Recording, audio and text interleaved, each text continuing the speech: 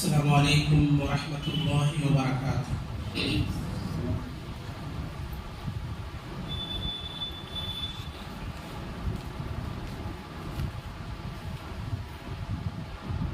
الحمد للہ رب العالمین والصلاة والسلام على سید المرسلین، اما بعد، اعوذ باللہ من الشیطان الرجیم، بسم اللہ الرحمن الرحیم۔ یا ایہا الناس قد جاءتکم موعظۃ من ربکم وشفاء لما فی الصدور وهدى ورحمة للمؤمنین۔ وعن ابی امامة الباہلی رضی اللہ عنہ قال سمعت رسول اللہ صلی اللہ علیہ وسلم يقول اقرأوا القرآن فإنه يأتي يوم القيامة شفيعا لأصحابه، رواہ مسلم۔ محترم حاضرین مجلس، بزرگوں، نوجوان ساتھیوں، پردہ نشین، خواتین اسلام، عزیز بچوں، آپ کے سامنے سورہ یونس کی آیت نمبر 57 تلاوت کی گئی ہے، اور مسلم شریف میں موجود نبی کریم صلی اللہ علیہ وسلم کی ایک بڑی پیاری حدیث پڑھی گئی ہے۔ انشاءاللہ اس آیت و حدیث کی روشنی میں فضائل قرآن مجید کے عنوان سے کچھ اہم اور ضروری باتیں آپ کے سامنے بیان کی جائیں گی۔ اللہ تعالیٰ سے دعا ہے کہ رب العالمین ہم تمام لوگوں کو اپنی بساط بھر، اپنی طاقت بھر قرآن مجید کے حقوق کو ادا کرنے کی توفیق عطا فرمائے، آمین۔ محترم حضرات، معزز خواتین، قرآن مجید ایک انتہائی عظیم الشان کتاب ہے۔ اس کی عظمت کے لیے یہی بات کافی ہے کہ قرآن کلام الہی ہے، اللہ کا کلام ہے، اور یہ قرآن مجید اللہ کی طرف سے نازل کردہ کتاب ہے۔ اس میں کسی قسم کے شک و شبہ کی گنجائش نہیں ہے۔ قرآن ساری انسانیت کے لیے رحمت، سرچشمہ ہدایت اور اسی طرح سے دستور حیات ہے، دستور زندگی۔ قرآن مجید سے پہلے بھی اللہ تعالیٰ نے بہت ساری کتابیں لوگوں کی ہدایت کے لیے نازل فرمائی تھی، مگر ان کتابوں میں ان کے ماننے والوں نے تحریف کر دیا، اپنے فائدے اور اپنی سہولت کے لحاظ سے ان میں کاٹ چھانٹ کر دیا اور اس کے اندر تبدیلی کر ڈالی۔ اب جو بھی آسمانی کتابیں قرآن کے علاوہ دنیا میں موجود ہیں، چاہے وہ تورات ہو، چاہے زبور ہو، چاہے انجیل ہو، چاہے جو بھی کتاب ہو، صحف ابراہیم ہو، ان کتابوں کے اندر اب اصلیت باقی نہیں رہ گئی۔ وہ کتابیں اپنی اصلی شکل میں دنیا میں موجود نہیں ہیں۔ خود تورات کے بارے میں اہل علم لکھتے ہیں کہ تورات اس وقت جو دنیا میں موجود ہے وہ حضرت موسیٰ علیہ السلام کی وفات کے 300 سال بعد لکھی گئی۔ کتنے سال بعد؟ 300 سال بعد لکھی گئی۔ کب؟ موسیٰ علیہ السلام کی وفات کے۔ اب ان کی وفات کے 300 سال بعد جو کتاب لکھی جائے، اللہ بتائیے اپنی اصلی شکل میں باقی رہ سکتی ہے؟ نہیں۔ مگر یہ قرآن مجید کا اعجاز ہے، قرآن مجید کی خصوصیت ہے کہ قرآن کو جیسا اللہ نے نازل کیا تھا ویسی اب بھی اپنی اصلی شکل میں موجود ہے۔ کیوں موجود ہے؟ کیونکہ قرآن کی حفاظت کی ذمہ داری اللہ نے لی۔ اللہ تعالیٰ نے سورہ جو ہے حجر میں بیان فرمایا، اِنَّا نَحْنُ نَزَّلْنَا الذِّكْرَ وَإِنَّا لَهُ لَحَافِظُونَ، بے شک ہم نے ہی ذکر کو، یہاں ذکر سے مراد قرآن ہے، ہم نے ہی اس قرآن کو نازل کیا اور ہم ہی اس کی حفاظت کرنے والے ہیں۔ ہمارے نبی صلی اللہ علیہ وسلم پر جب شروع میں قرآن اترتا تھا، قرآن نازل ہو رہا تھا، تو اس خیال سے، اس ڈر سے کہ کہیں آپ بھول نہ جائیں، اللہ تعالیٰ کا کوئی حکم ذہن سے نکل نہ جائے، نبی کریم صلی اللہ علیہ وسلم کیا کرتے تھے، جبریل آپ کے سامنے قرآن پڑھ کر سناتے تو آپ اس کو دہراتے رہتے تھے، پریشان رہتے تھے، اور جو ہے بار بار اس کو ریپیٹ کرتے تھے کہ اس کو یاد رکھ لے، محفوظ کر لے، کہیں بھول نہ جائے۔ تو اللہ تعالیٰ نے سورہ قیامہ میں آیت نازل کیا، لا تحرک لسانک لتعجل بہ، قرآن کو جلدی سے حاصل کرنے کے لیے، سیکھنے کے لیے، کہیں یہ آپ کے ذہن سے نکل نہ جائے، اس خوف سے آپ اپنی زبان کو بار بار حرکت نہ دیں، پریشان نہ ہو۔ ان علینا جمعہ وقرآنہ، قرآن مجید کو جمع کرنا، اس کی حفاظت کرنا، اس کو آپ کے دل و دماغ میں محفوظ رکھنا اور اس کا پڑھنا یہ سب ہماری ذمہ داری ہے۔ پھر اللہ رب العالمین نے فرمایا فَإِذَا قَرَأْنَاهُ فَاتَّبِعْ قُرْآنَ، جب قرآن کو ہم جبریل کے ذریعے سے پڑھوائیں تو آپ کیا کرو، اس کی اتباع کرو، آپ اس کی اتباع کرو، آپ پریشان مت ہو۔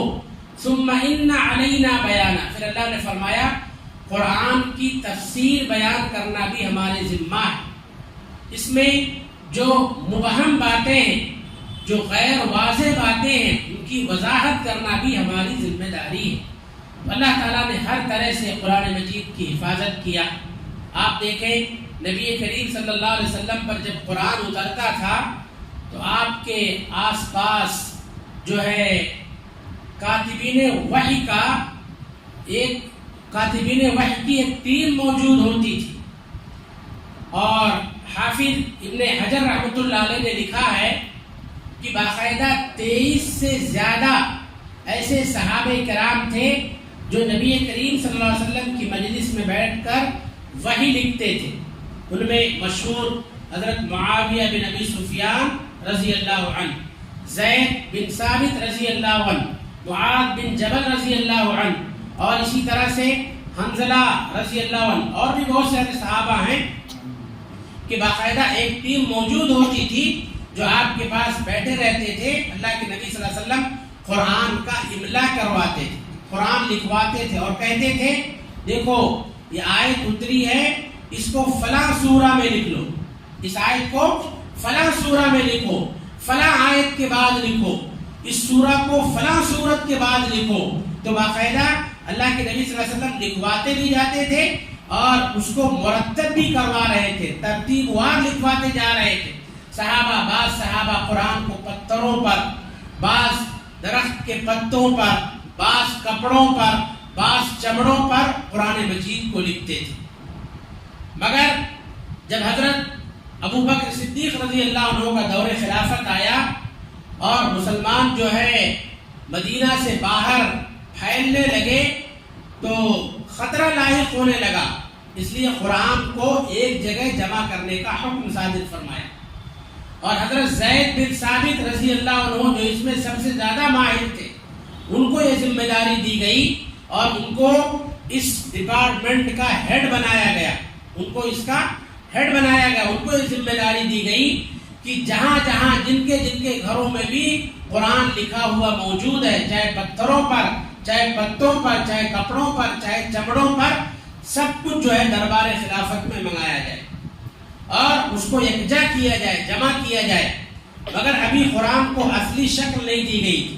جب خلیفہ سوم حضرت عثمان غنی رضی اللہ عنہ کا دور آیا تو اس میں قرآن مجید کو مصحف کی شکل دیا گیا، کتابی شکل میں، بک کی شکل میں قرآن مجید کو تیار کیا گیا، اور الحمدللہ ثم الحمدللہ اس وقت سے لے کر آج تک قرآن مجید کا یہ امتیاز ہے کہ آپ دنیا کے مشرق سے کوئی قرآن لے کر آئیں، دنیا کے مغرب سے کوئی قرآن لے کر آئیں، مگر دونوں قرآن میں اتنا لمبا فاصلہ ہونے کے باوجود بھی دونوں قرآن میں ایک حرف تو چھوڑیے، ایک نقطے اور زبر زیر کا بھی فرق نہیں پائے.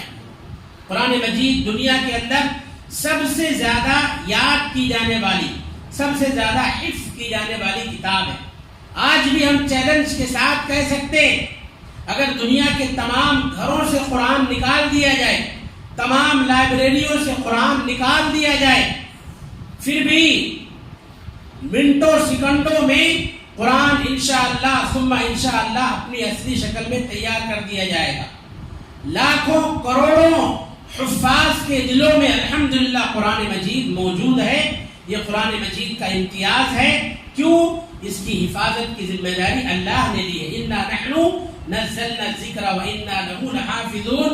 ہم نے ہی اس کو نازل کیا اور ہم ہی اس کی حفاظت کرنے والے ہیں. آپ دیکھیں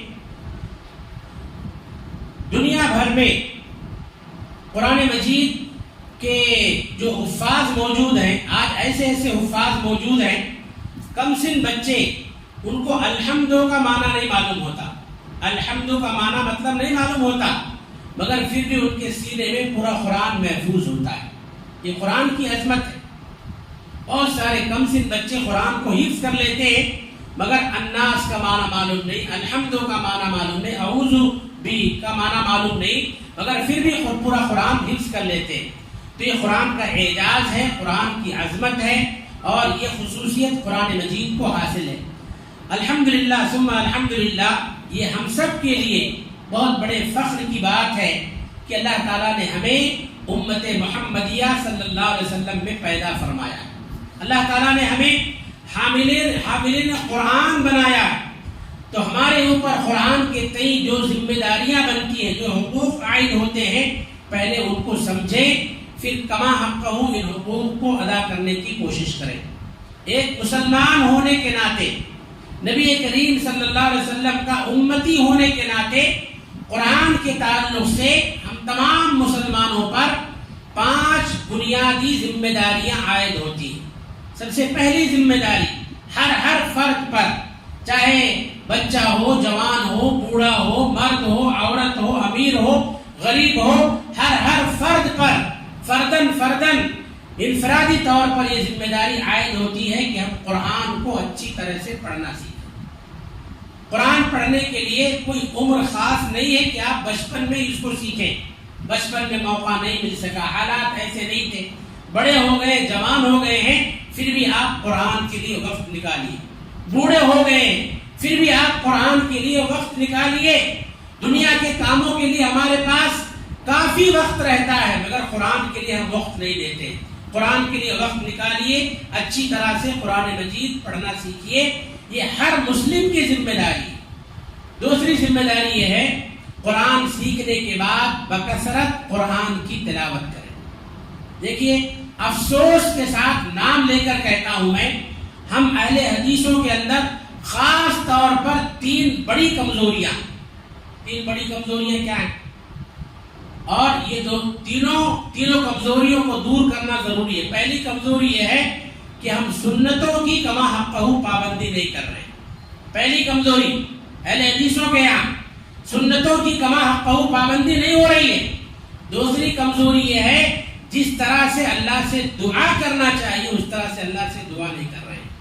ہم اپنے آپ کو یہ سمجھتے ہیں کہ ہم جو ہے جنت کے ٹھیکیدار ہو چکے ہیں، یا ہم یہ سمجھ رہے ہیں کہ ہم حق پر ہیں، بس ہماری بخشش ہو جائے گی. خالی ہم حق پر ہیں اتنا کہہ لینے سے بخشش نہیں ہوگی. تو دوسری کمزوری یہ ہے دعا میں ہم بہت پیچھے ہیں. تیسری کمزوری تلاوت قرآن میں بھی ہم بہت پیچھے. ہمارے اندر یہ 3 بڑی کمزوریاں، سنتوں کی حفاظت نہیں ہے، دعا میں بہت کمزور ہیں، اور اسی طرح سے تلاوت قرآن میں بہت پیچھے. تو اللہ کے لیے بکثرت قرآن مجید کی تلاوت کریں. یہاں ایک مسئلے کی وضاحت کر دینا مناسب سمجھتا ہوں. بعض جو ہے نادان لوگ ایک غلط فکر لوگوں میں ڈالنے کی کوشش کرتے ہو. کیا ہے فکر؟ کیا ہے؟ کہتے ہیں کہ بھائی قرآن اگر آپ کو سمجھ کر پڑھنے نہیں آ رہا ہے تو قرآن پڑھنے کا کوئی فائدہ نہیں. کتنی بار آپ قرآن پڑھ لو، قرآن پڑھنے کا کوئی فائدہ نہیں. یہ غلط نظریہ ہے. قرآن سے دور کرنے کا بہت برا خیال ہے اور بہت جو ہے سوچی سمجھی سازش ہے، اس سازش سے ہم کو ہوشیار رہنا چاہیے۔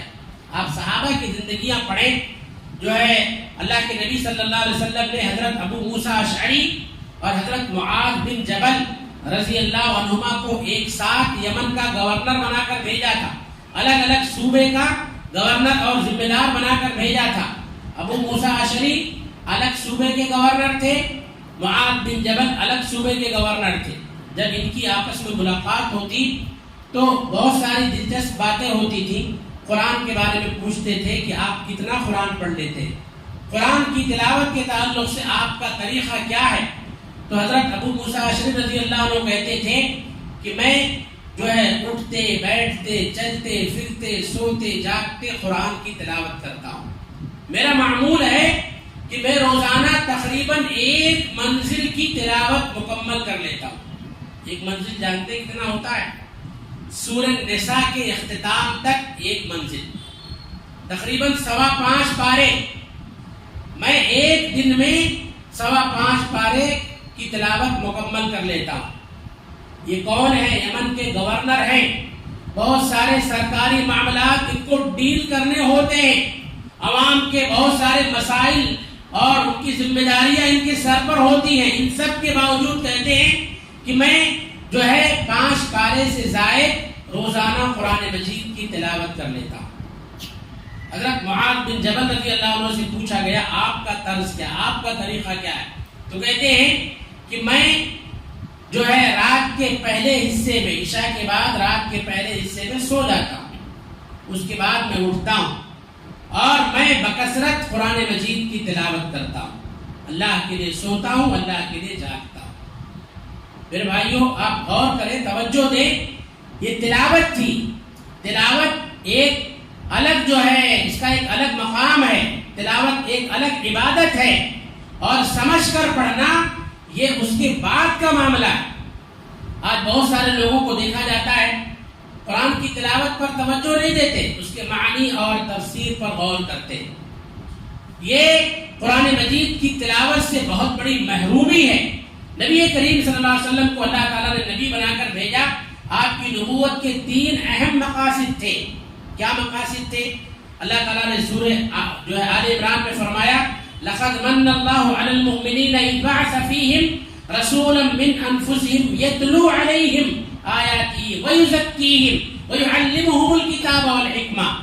آپ کو رسول بنا کر بھیجنے کا 3 مقصد۔ پہلا مقصد یتلو علیہم آیاتی، آپ اللہ کے احکامات کی تلاوت کریں، آپ اللہ کے احکامات پڑھ کر سنائیں۔ دوسری ذمہ داری، دوسرا مقصد وَيُزَكِّيهِمْ، لوگوں کا تزکیہ کرے، گناہوں سے پاک کرے۔ تیسرا مقصد وَيُعَلِّمُهُمُ الْكِتَابَ وَالْحِكْمَةَ، آپ ان کو کتاب و حکمت کی تعلیم دیں۔ کتاب و حکمت کی تعلیم میں تلاوت بھی آ جاتی ہے، مگر اللہ نے تلاوت کا الگ سے تذکرہ فرمایا۔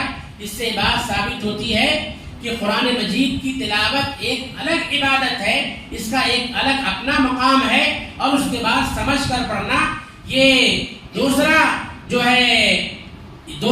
ہے، اس کے بعد کا دور ہے۔ اس لیے یہ کہنا کہ قرآن اگر سمجھ کر نہیں پڑھے تو کوئی فائدہ نہیں، تلاوت کا کوئی فائدہ نہیں، یہ دشمنان اسلام کی سازش ہے، ہمیں اس پر توجہ نہیں دینا چاہیے۔ تو قرآن کے تعلق سے ہماری دوسری ذمہ داری کیا بنتی ہے؟ ہم قرآن مجید کی کثرت سے تلاوت کریں۔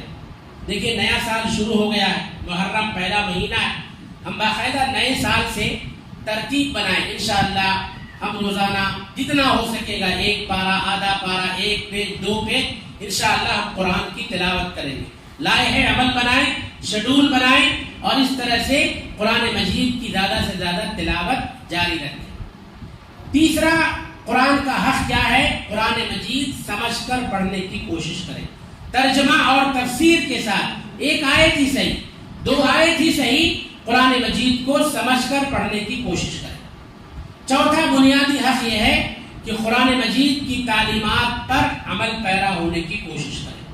اللہ کے جو احکامات ہیں، اللہ ہم سے کیا چاہتا ہے، قرآن کا ہم سے تقاضا کیا ہے، قرآن کے تقاضوں کو پورا کریں، عمل کریں۔ پانچواں حق یہ ہے قرآن مجید کی تعلیمات کو عام کریں، لوگوں کو سکھائیں، قرآن کی تعلیمات کو لوگوں میں عام کریں، یہ قرآن مجید کے 5 بنیادی حقوق ہیں. ان بنیادی حقوق کی صحیح طور پر ادائیگی تمام مسلمانوں کی ذمہ داری ہے. میرے بھائیوں، معزز ماں اور بہنوں، تلاوت قرآن کی فضیلت کے تعلق سے میں 2-3 حدیثیں آپ کے سامنے پیش کر دے رہا ہوں. دیکھیے، حضرت عبداللہ ابن مسعود رضی اللہ عنہ کہتے ہیں، نبی کریم صلی اللہ علیہ وسلم نے ارشاد فرمایا، من قرأ حرفا من کتاب اللہ فلہ بہ حسنہ والحسنۃ بعشر امثالها. جو بندہ قرآن سے ایک حرف پڑھتا ہے تو اس کو ایک نیکی ملتی ہے، اور اللہ کے ہاں نیکیوں کا اجر اور بدلہ 10 گنا دیا جاتا ہے. میں یہ نہیں کہتا کہ الف لام میم ایک حرف ہے، بلکہ الف ایک حرف ہے، لام ایک حرف ہے، میم ایک حرف ہے. تو اگر کوئی بندہ سچے دل سے قرآن سے الف لام میم پڑھتا ہے تو اللہ رب العالمین کے بنائے ہوئے نظام کے تحت وہ 30 نیکیوں کا حقدار ہوتا ہے. آپ ایک پیج پڑھتے، اس میں کتنے حروف آ جائیں گے، آپ اس طرح سے ہزاروں نیکیوں کے مستحق ہو جائیں گے. اللہ کے نبی صلی اللہ علیہ وسلم نے ایک حدیث میں فرمایا، اقرؤوا القرآن، قرآن پڑھتے رہو، قرآن کی تلاوت کرتے رہو، فإنه يأتي يوم القيامة شفيعا لأصحابه. کیونکہ قرآن اپنے پڑھنے والے کے لیے قیامت کے دن سفارشی بن کر آئے گا. قرآن کو اللہ تعالیٰ جو ہے بولنے کی طاقت عطا فرمائے گا. قرآن اللہ رب العالمین کے پاس کھڑا ہو کر آپ کے لیے سفارش کرے گا، آپ کے لیے ریکمنڈ کرے گا، کہے گا اللہ یہ مجھے پڑھتا تھا، رات میں اپنی نیندوں کو قربان کر کے میری تلاوت کرتا تھا، میں نے اس کو سونے سے روک دیا تھا. چنانچہ قرآن پڑھنے والے کے حق میں، اس پر عمل کرنے والے کے حق میں قرآن مجید کی سفارش اللہ تعالیٰ کے ہاں قبول کر لی جائے گی. تو قرآن کی بکثرت تلاوت کریں. اللہ کے نبی صلی اللہ علیہ وسلم نے یہ بھی فرمایا، لا تجعلوا بیوتکم مقابر. اپنے گھروں کو قبرستان مت بناؤ، اپنے گھروں کو قبرستان مت بناؤ. قبرستان میں کون لوگ رہتے ہیں؟ مردے رہتے ہیں، زندے نہیں رہتے.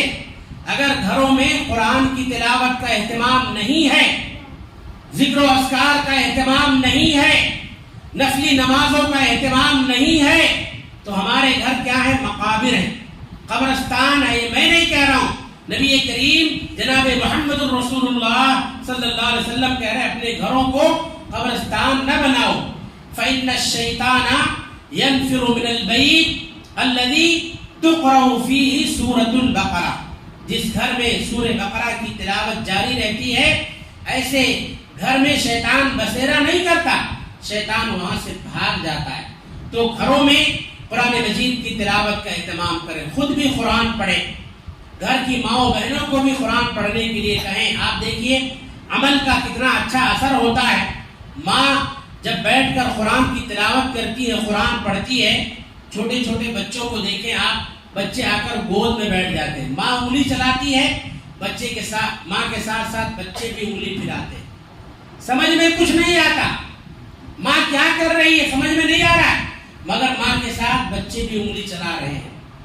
ماں اپنا مصلی بچھاتی ہے نماز پڑھنے کے لیے، ساتھ میں چھوٹے بچے بھی آ کر کھڑے ہو جاتے ہیں، کبھی ماں کے آگے، کبھی پیچھے، کبھی برابری میں کھڑے ہو کر جو ہے رکوع سجدہ کرتے ہیں. تو عملوں کا بہتر اثر پڑتا ہے، اس کی بہتر بچوں پر چھاپ پڑتی ہے. تو خواتین سے میری گزارش ہے گھروں میں تلاوت قرآن کا اہتمام کریں، نفلی نمازوں کا اہتمام کریں، ذکر و اذکار کا اہتمام کریں. اس کی برکت سے ہم بہت ساری پریشانیوں سے انشاءاللہ ثم انشاءاللہ محفوظ رہیں گے. جو لوگ قرآن میں ماہر ہوتے، تجوید کے ساتھ، تجوید کے قواعد کی رعایت کرتے ہوئے قرآن پڑھتے ہیں، ایسے لوگوں کی خاص فضیلت نبی کریم صلی اللہ علیہ وسلم نے بیان فرمائی ہے. آپ صلی اللہ علیہ وسلم نے فرمایا، الماہر بالقرآن مع السفرۃ الکرام البررہ. قرآن میں مہارت رکھنے والے، قرآن میں جو ایکسپرٹ لوگ ہیں، ایسے لوگ قیامت کے دن نیکوکار بزرگ فرشتوں کے ساتھ ہوں گے. اور جو آدمی قرآن پڑھتا ہے، قرآن میں اٹکتا ہے، اٹک اٹک کر پڑھتا ہے، تو اس کو قرآن پڑھنا چھوڑنا نہیں چاہیے. اللہ کے نبی صلی اللہ علیہ وسلم فرماتے ہیں، والذی یقرأ القرآن ویتتعتع فیہ وعلیہ شاق فلہ اجران. جو آدمی اٹک اٹک کر قرآن پڑھتا ہے اس کو ڈبل ثواب ملے گا. ڈبل ثواب کیوں ملے گا؟ ایک تو قرآن پڑھنے کا ملے گا اور دوسرے اٹک اٹک کر پڑھنے سے اس کو جو تکلیف ہوتی ہے، جو مشقت ہوتی ہے، اس کو برداشت کرتا ہے، صبر کرتا ہے، قرآن کے ساتھ لگا رہتا ہے، ہمت نہیں ہارتا، پیچھا نہیں چھوڑتا، تو ایک ثواب اس کا اس کو ملے گا. تو قرآن مجید کو پڑھے، پڑھنا نہ آئے، اٹک اٹک کر پڑھنا آ رہا پھر بھی پڑھیں اور اس کی اصلاح کی کوشش کریں، لیکن قرآن پڑھنا نہ چھوڑیں. اور جہاں تک ہو سکے قرآن مجید کی سورتوں کو، آیتوں کو یاد کرنے کی کوشش کریں. اللہ کے نبی صلی اللہ علیہ وسلم نے فرمایا یقال لصاحب القرآن، قیامت کے دن قرآن والوں سے، حفاظ قرآن سے، یا جو لوگ قرآن پر کما حقہ عمل پیرا تھے، ان سے کہا جائے گا اقرا ورتقی، تم پڑھتے جاؤ، چڑھتے جاؤ. جنت کے اندر مختلف طرح کے درجات ہوں گے. قرآن پڑھنے والوں سے، قرآن زیادہ سے زیادہ یاد کرنے والوں سے کہا جائے گا اقرا ورتقی، پڑھتے جاؤ، چڑھتے جاؤ. تمہاری منزل وہاں ہوگی جہاں تمہاری آخری آیت ختم ہوگی. تو جس کو جتنا زیادہ قرآن یاد ہوگا اس کا مقام و مرتبہ بھی جنت میں اللہ کے پاس اتنا بڑا ہوگا. اس لیے قرآن سے روگردانی اختیار نہ کریں، قرآن میں دلچسپی پیدا کریں. قرآن پڑھنے، اس کو یاد کرنے، اس پر عمل کرنے اور اس کی تعلیمات کو عام کرنے کی کوشش کریں. یہ ہم سب کے لیے جو ہے بہت بڑی خوش نصیبی ہے کہ اللہ تعالیٰ نے قرآن مجید جیسی عظیم الشان کتاب ہم کو عطا فرمائی ہے. ایسی کتاب ہے لا یأتیہ الباطل من بین یدیہ ولا من خلفہ، نہ اس کے سامنے سے باطل آ سکتا ہے، نہ اس کے پیچھے سے باطل آ سکتا ہے. یہ ہر طرح کے ریب و شک سے اور ہر طرح کے بطلان سے محفوظ کتاب ہے، اللہ کی مقدس ترین کتاب ہے. اس کے حقوق کو کما حقہ ادا کرنے کی کوشش کریں. قرآن مجید کے تعلق سے اور بھی کچھ اہم اور ضروری باتیں انشاءاللہ آئندہ درس میں آپ کے سامنے بیان کی جائیں گی. آئیے ہم اللہ تعالیٰ سے دعا کریں کہ رب العالمین ہم تمام لوگوں کو اپنی طاقت بھر قرآن مجید کے حقوق کو ادا کرنے کی توفیق عطا فرمائے. اللہ تعالیٰ ہم سب کو قرآن مجید کو سیکھنے سکھانے کی توفیق عطا فرمائے. رب العالمین بکثرت ہم سب کو قرآن کی تلاوت کرنے کی توفیق عطا فرمائے اور اپنی طاقت پر اللہ تعالیٰ ہم سب کو قرآن احکامات پر عمل پیرا ہونے کی توفیق عطا فرمائے. اللہ رب العالمین ہم سب کے ان نیک جذبوں کو قبول فرمائے اور دنیا و آخرت میں ہم سب کو اس کا بہتر سے بہتر بدلہ عطا فرمائے. آمین ثم آمین. اقول قولی ھذا استغفر اللہ لی ولکم ولسائر المسلمین فاستغفروه انه هو الغفور الرحیم. وآخر دعوانا الحمد لله رب العالمين والسلام عليكم ورحمة الله وبركاته.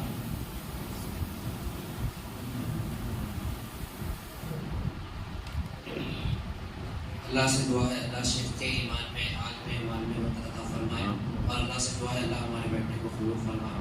اسی کے ساتھ مجلس اختتام پر پہنچتی ہے. سبحانک اللہم و بحمدک اشہد ان لا الہ الا انت استغفرک و اتوب الیک.